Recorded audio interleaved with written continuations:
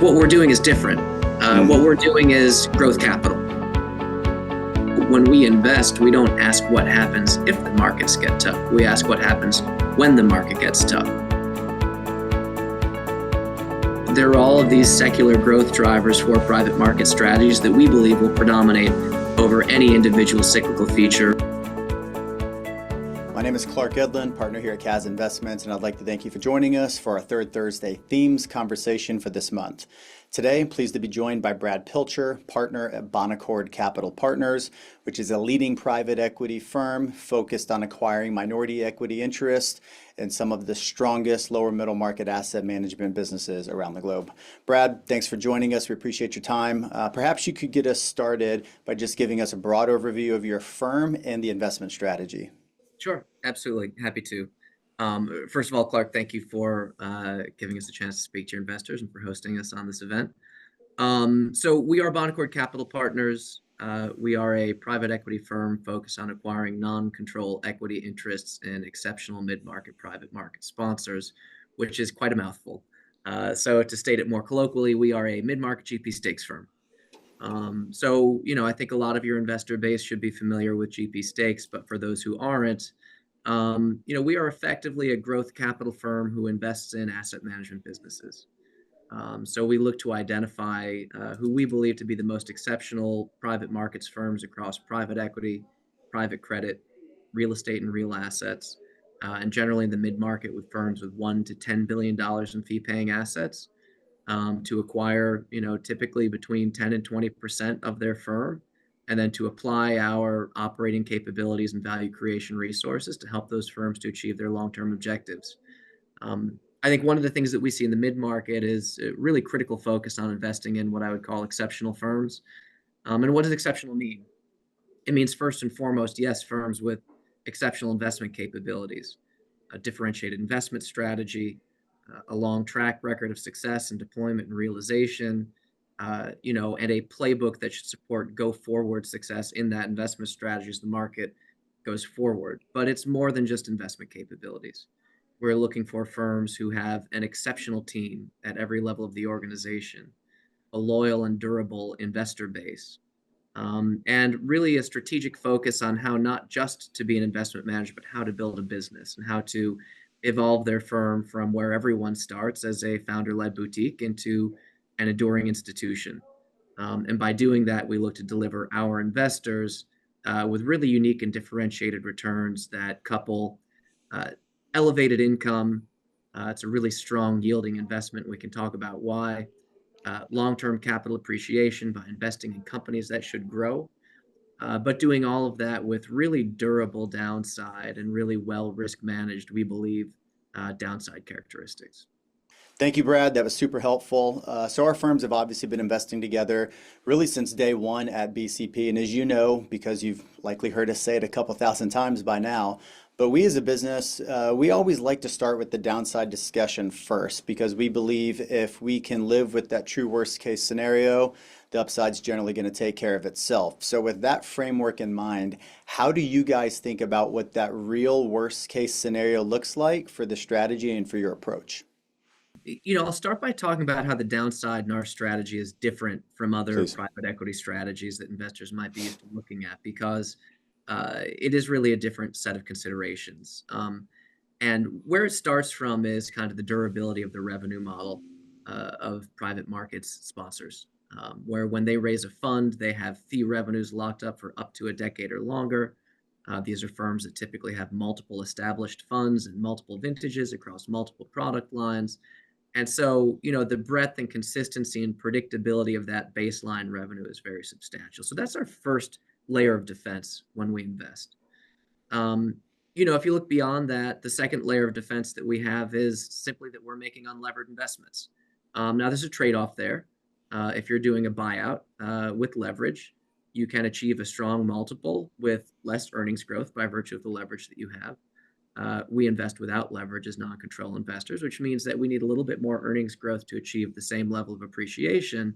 But on the flip side, if things were to go wrong, the pace at which our equity value decreases is less because we don't have debt to service or to repay. In addition to that fact, If you look at, many growth investments, you might invest in a really phenomenally growing firm that has strong, growing revenue, but may not yet be profitable and may be utilizing cash to grow their business. And in an investment like that, you may be relying upon successive funding rounds to allow the business to continue to operate and to continue to grow. So in comparison to a buyout investment, we don't have leverage. In comparison to traditional growth investment, we're investing in businesses that are highly cash generative, and so they're not reliant upon subsequent funding rounds to be able to continue to operate and grow. So what does that downside look like? The truth is, it takes a really long time. If we invest in a business that has assets locked up for up to a decade and things go wrong, you still have that kind of next 5 to 10 years of revenue across multiple different product lines before the business can really cease to operate.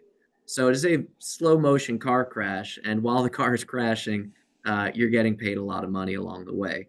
It doesn't mean that things can't go wrong. So in our typical downside scenario, and it depends upon which sponsor you're looking at, we're typically underwriting to an outcome that is close to or sometimes even above a 1x gross MOIC. And that's in an assumption that the firm raises one more fund and they forget how to invest.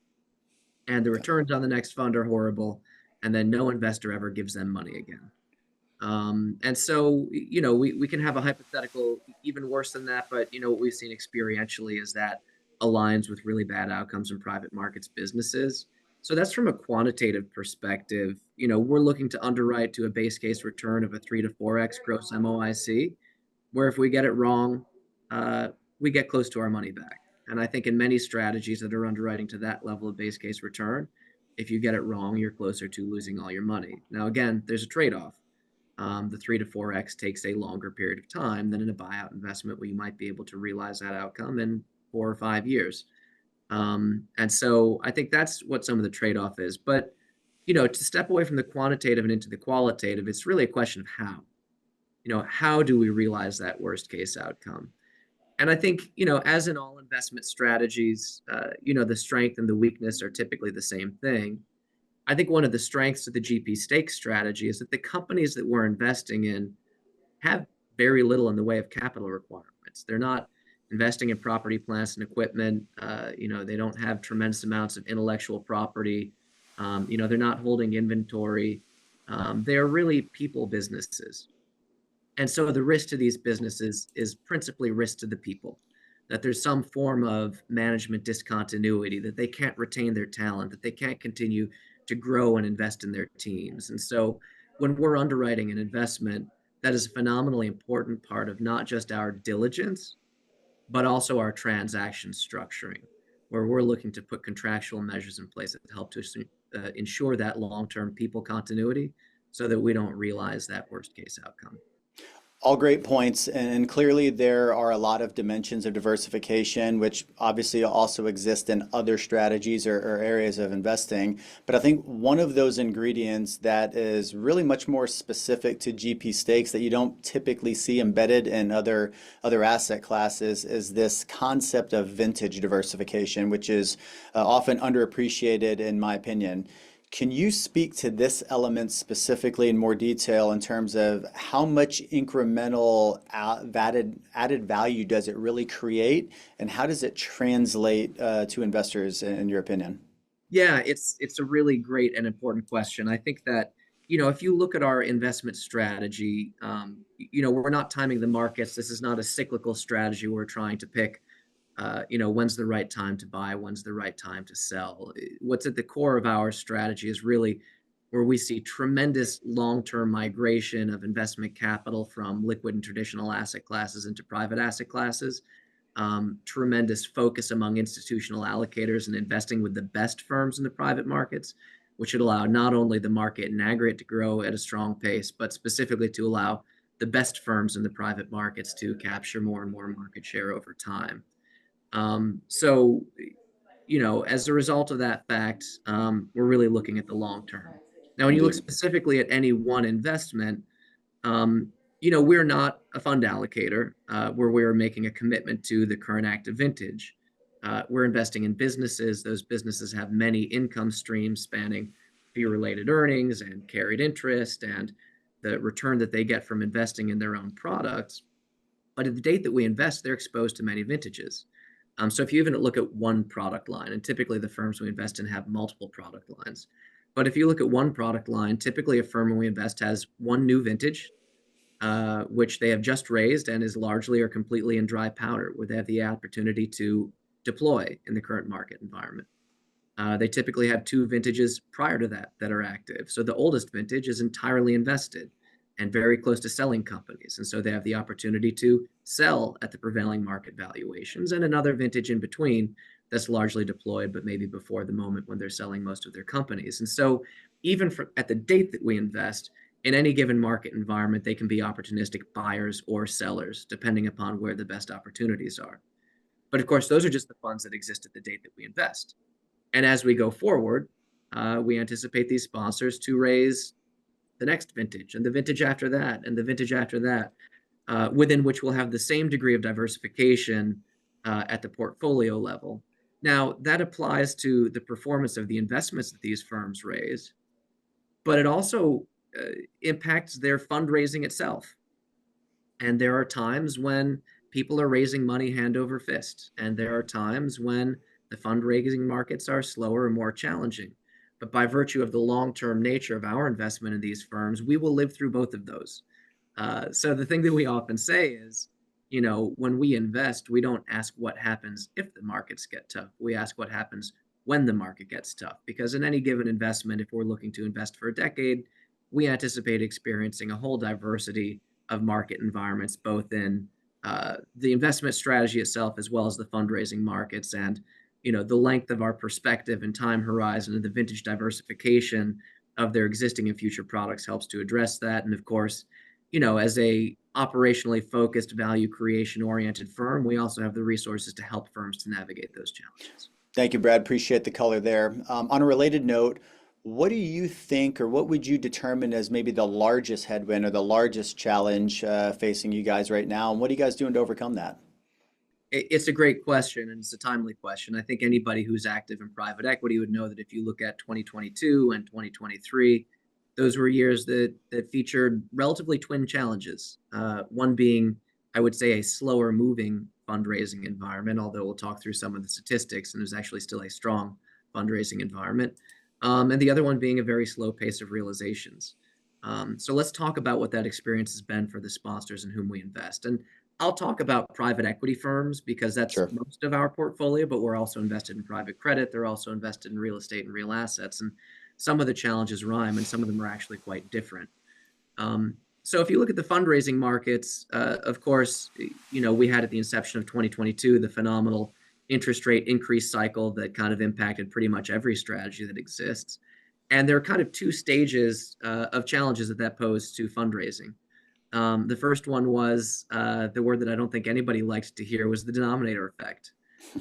Given kind of the twin factors that you had of increase in interest rates adversely impacting fixed income portfolios at the same time that there were challenges in many equity portfolios, you had by some measures the worst performance of a 60-40 portfolio in more than half of a century. And so that posed real issues for institutional allocators where the value of their broader portfolio was going down in an atypical way, and the value of their private equity portfolio is actually holding up pretty well. Now, there can be a lively debate as to whether that was in fact accurate or whether the delays in their valuations in private markets reflecting reality. I think the answer to that really depends upon the sponsor. But what that meant is if your private equity portfolio is maintaining its value and everything else is going down, now the percentage of your portfolio in private equity has become too high in comparison to policy allocation, and it's a challenge to make new commitments. Now, that denominator effect dynamic changed as we went from 2022 into 2023, as you had equity markets begin to rebound and other features that kind of reduced that imbalance. But then you had the next factor that came to play, which was much slower pace of realizations. And so although private equity exposures were in balance, the pace at which companies were being sold and returning capital to private equity investors was reduced, which slowed down the pace at which they could make new commitments to funds. And so both of those were challenges that we saw. How have our partner sponsors navigated these challenges? And I'm going to give you some statistics about our fund two. If you look at the companies that are in our fund two, since the date that we have invested in them, they have achieved a weighted average 22% compound annualized growth rate in fee-paying assets, despite these challenges in the market. If you look at how we underwrite, we've underwritten assuming our firms grow in kind of the high single digits. The current industry forecast for growth in private equity is 12%, private credit is 11%. And so this substantially outpaces all of those. Now, that's in a younger portfolio with a weighted average life, that's certainly under 2 years. But if you look at just in aggregate dollar growth terms, these companies in aggregate had $26.8 billion in fee-paying assets when we invested. We anticipate by September 30th, they should have closer to 36.4. So it's really tremendous growth in a challenging environment. How has that happened? First of all, we look to invest in the very best firms, and institutional allocators, when they are challenged in making commitments, are going to prioritize their allocations to the firms who are making them the most money. And so you have a real dispersion of outcomes. The firms that are not performing have been challenged. The firms that have been performing have been quite successful. And some of this has to do with the dynamics of a mid-market firm and how they raise money in the first place. There are lots of great firms that are very large. There are lots of great firms that are mid-market. There are lots of great firms that are smaller. And they all have their different kind of benefits and detriments. One of the things that we like in the mid-market is that because firms have historically grown at a more measured pace, the magnitude of excess demand for their products in comparison to the amount of capital they're seeking to raise can be very substantial. There's one firm in our portfolio who in their last fundraise grew by 134%. They had enough demand from institutional LPs where they could have potentially grown double what they did. And what that means is when the raising markets get tough, when you have that quantum of excess demand that you haven't admitted into your products, you can continue to grow at the pace that you've targeted, even if some demand in the market goes away. So from a fundraising perspective, that's how we've seen things be navigated really effectively. Now, before I move on to realizations, the other thing I'd say about fundraising is a diversified portfolio has exposure to many different elements of investor appetite. So many of those things that challenged private equity fundraising in 2022 and 2023 were actually a great boon to private credit, right? The elevated interest rates that posed challenges for private equity firms and for institutional allocators have had great benefits for private credit firms who are typically investing in floating rate investments or extending floating rate loans, where when interest rates go higher, the return that they make on their investments goes higher as well. And so that led to a substantial increase in institutional allocator appetite to commit to private credit funds. So at the same time that private equity firms are navigating a more challenging environment, the private credit firms are benefiting from a tremendous amount of institutional allocator appetite. And so that helps to balance out your exposure. Again, saying that we always know we'll encounter challenges over the life of an investment, not expect. Then having that strategy diversification helps to balance your portfolio. So that's one. And sorry to spend too much time on headwinds, but I think any good investor needs to focus on the challenges first and foremost, and how they've been successfully navigated. From a realization perspective, we've seen a real slowdown in realizations within private equity.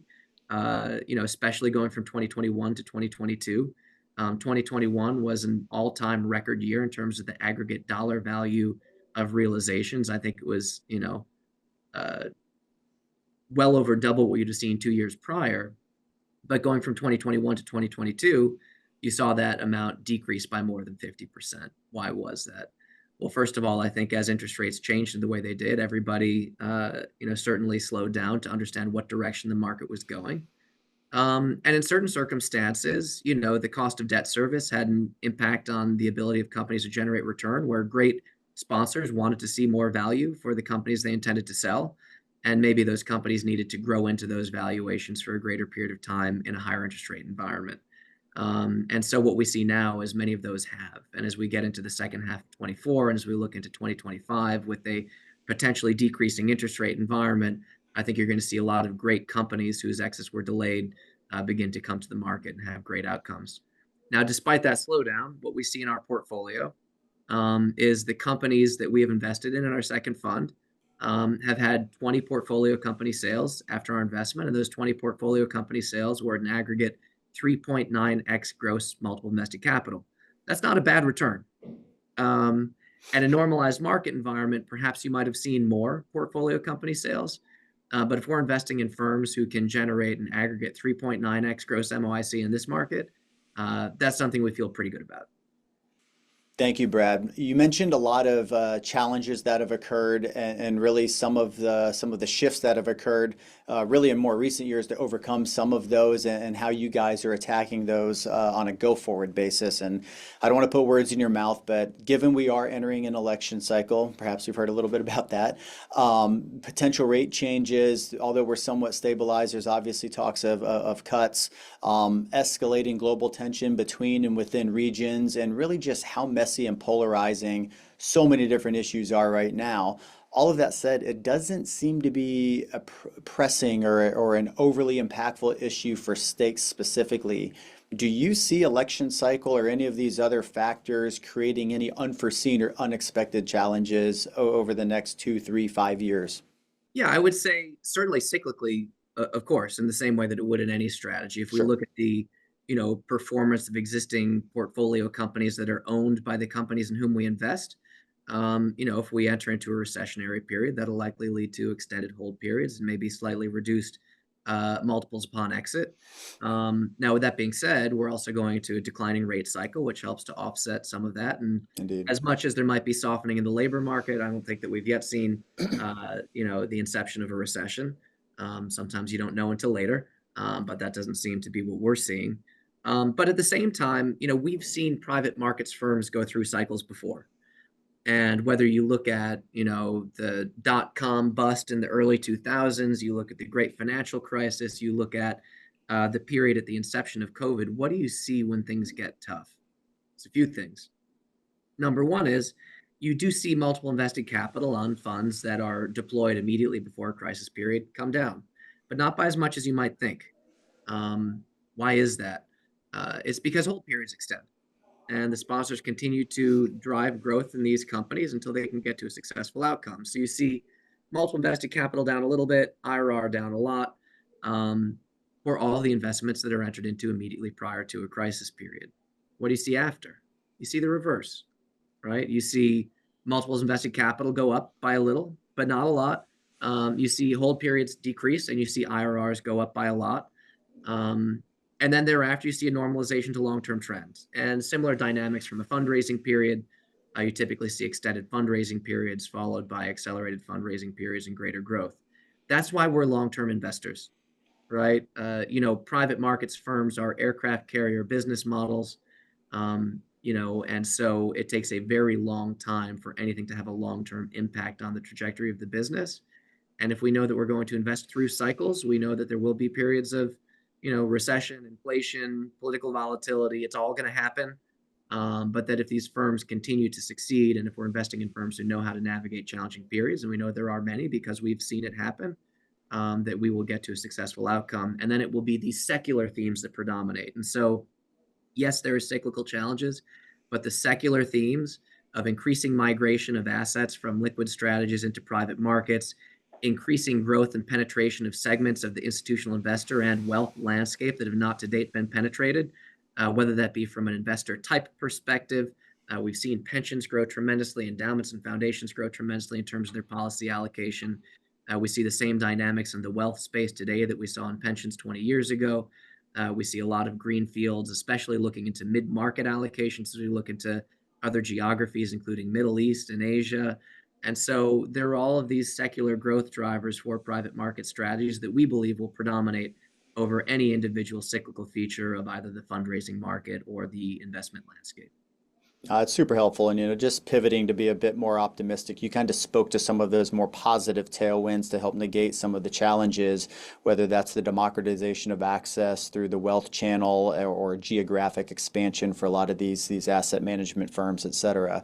But when you think about maybe something that you're most excited about, or really maybe pivot a little bit there to something that would be really more of a big surprise to the upside that most investors don't think about or is just really underappreciated. Is there one thing that jumps off the page for you? I think there is one, so it's not necessarily the thing I'm most excited about. We're most excited by the opportunity to invest in great firms and to help them to grow. and for all the reasons just described. But I think the one thing that a lot of people understand, the secular growth dynamics in private markets and the go forward opportunity and the ability of great firms to consistently deliver return and to capture market share. What I think not a lot of people are aware of are some of the great exit opportunities that would be upside to what we've underwritten. We underwrite all of our investments over the course of a decade on the assumption that we hold those investments for a decade. And ultimately, the end of the life of the fund, we identifies opportunities to monetize investments or portfolios in aggregate or on a standalone basis and return capital to LPs. We have seen a phenomenal acceleration of control acquisition activity in private markets. If you go back in time 5 or 7 or 10 years, most of that was insurance companies or traditional asset managers acquiring private credit businesses. And that theme continues to exist. But the breadth and depth of M&A activity has accelerated massively. One of the big drivers of that is the increasing prevalence of publicly listed private markets firms and the very substantial valuation premiums at which they trade in comparison to where GP stake deals get done or where private businesses are valued. If you look at 2021, 2022, and 2023, there were approximately 75 control acquisitions of private markets businesses. In every single one of those 3 years, more than $300 billion of assets under management were acquired. But there are a couple interesting features for us. One is the median size of the firms who've been acquired in control acquisitions is $6.3 billion in assets under management. That's a company that's right in our sweet spot. And importantly, also, the breadth of strategies that have been a focus has expanded. Credit has remained a focus. Infrastructure has been a big area of focus. But increasingly, we see larger firms looking to add discrete capabilities, whether that be in terms of a geographic capability, a sector capability, or importantly, a size capability. We hear two kind of divergent themes consistently in the institutional LP marketplace. One is they want to invest more in the mid-market because they see greater return potential. And two is they have an increasing bias toward A, consolidating their relationships, and B, investing in firms with greater institutional infrastructure.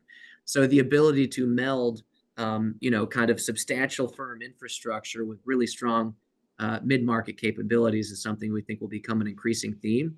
And the potential for valuation arbitrage for the buyer to buy at a much lower multiple than where they're valued. The publics have consistently traded even into the 20s over time. Private firms are often in the high single digits. For them to have substantial earnings accretion and for the seller to earn a lot of multiple expansion that is not expected, or in the case of our investments, underwritten. Now, that's not going to be all the companies we invest in. A lot of our firms aren't going to want to sell control of the business. But for some, at some point in the next 5 or 7 or 10 years, that might be the right decision as the market evolves. And in those circumstances, I would anticipate very substantial multiple expansion that is not a part of anything that we've underwritten. So you touched on this in some of your prior comments, and we talk about this as well in our quarterly letter. But in our opinion, we believe the space is poised incredibly favorably on a go-forward basis, given we've seen this massive shift in the pendulum, if you will, in terms of this denominator effect, where all of these institutional pools are beginning to open up the spigot again, and they're re-upping, they're making new commitments. And to your point, we really didn't see a lot of that in 2023 as a result of the poor performance that came from those traditional markets in 2022. Furthermore, rates are now stabilized. Again, potential cuts looming, TBD on that, which obviously is going to benefit the space more than anything else. But I think lastly, the other ingredient I want to talk about here, and you touched on it a little bit, is we've seen this massive year-over-year increase in M&A activity, and the IPO markets seem to be softening as well, which are all obviously positive.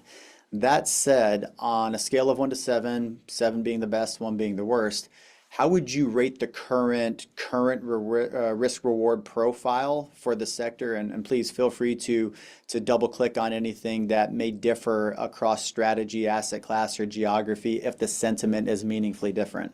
Yeah, it's a great question, and I will say, as a younger person, when I did my annual performance reviews, I probably always gave myself the worst performance reviews of anyone on the team, and you can ask AJ; he'll tell you that that's true. It's better than the opposite, right? I always hate scoring myself, or ourself, I should say.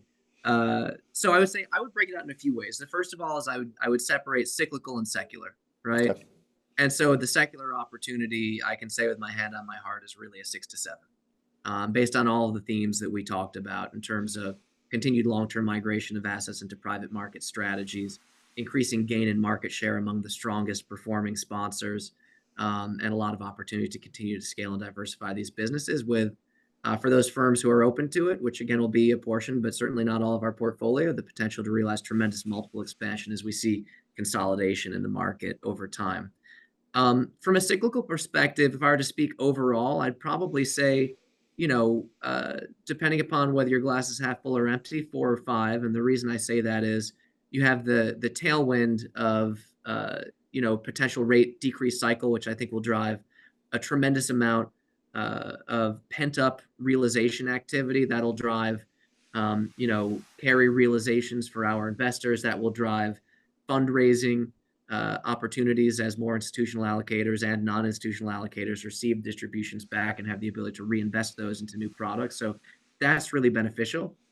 At the same time, any decreasing rate cycle is typically concurrent with potential softening of the economy, and Sure. that leads to extension of timeline in some potential strategies.